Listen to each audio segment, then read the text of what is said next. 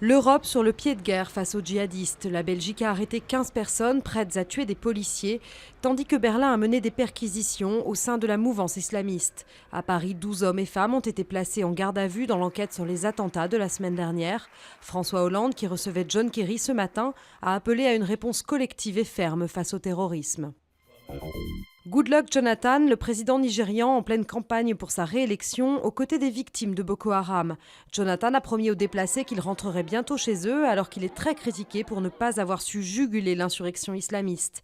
Le massacre de Baga, qui a fait des centaines de morts, a été qualifié de crime contre l'humanité par l'ONU. Vendredi, des soldats tchadiens se dirigeaient vers le Cameroun pour rejoindre la frontière nigériane, où Boko Haram est très actif.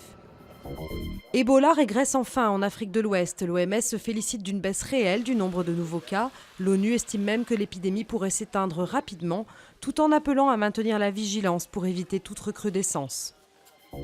Le projet initial de barrage à Sivins n'est plus d'actualité, assure Ségolène Royal. La ministre de l'écologie envisage 2 scénarios, la réalisation d'un réservoir plus petit ou celle de plusieurs retenues d'eau combinées en amont du site de Sivins.